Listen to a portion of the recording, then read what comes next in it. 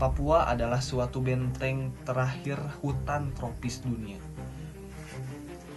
Sebuah tanah yang kaya akan kehidupan, budaya, dan keanekaragaman hayati yang luar biasa. Namun di hari ini sebuah pertanyaan muncul di tengah hamparan hutan tersebut.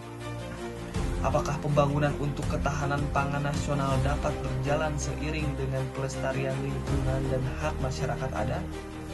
Inilah kisah Food Estate Papua, sebuah proyek besar yang menghadirkan harapan sekaligus menimbulkan berbagai pertanyaan tentang masa depan, alam, dan generasi yang akan datang.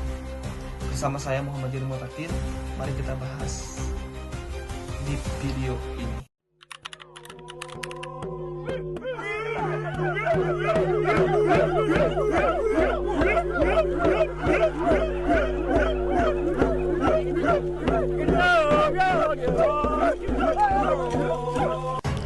Papua, salah satu kawasan hutan tropis terbesar yang tersisa di dunia. Di tanah ini hidup masyarakat adat Malin yang telah menjaga alam selama ratusan tahun. Namun kini kawasan mereka menjadi lokasi proyek food estate yang digadang-gadang sebagai solusi ketahanan pangan nasional.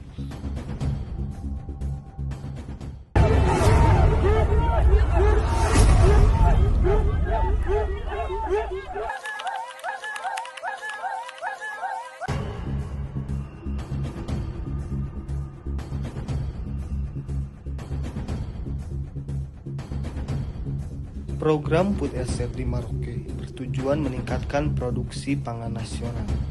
Namun proyek ini berpotensi mengubah jutaan hektar hutan dan lahan basah menjadi kawasan pertanian industri.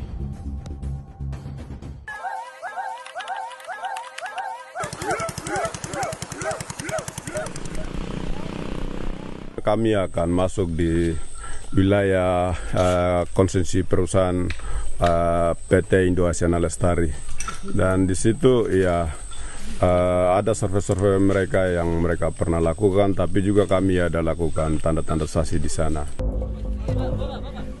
Bagi masyarakat adat, hutan bukan hanya sumber ekonomi, tetapi juga identitas budaya dan ruang hidup.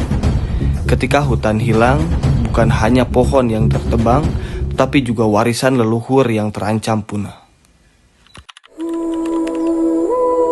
Konversi hutan menjadi lahan pertanian dapat meningkatkan emisi karbon dan mengurangi keanekaragaman hayati. Di sisi lain, masyarakat adat memiliki kearifan lokal seperti kiatiki dan sasi yang membantu menjaga keseimbangan ekosistem. Keputusan hari ini akan menentukan Papua puluhan tahun mendatang. Apakah generasi muda akan mewarisi hutan yang lestari atau kerusakan lingkungan yang sulit dipulihkan?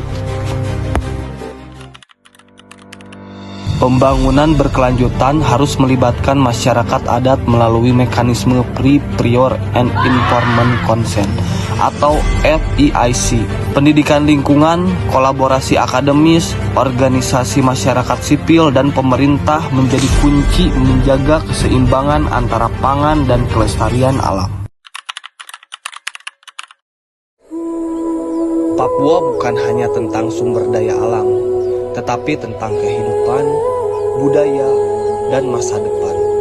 Menjaga Papua berarti menjaga warisan dunia bagi generasi yang akan datang.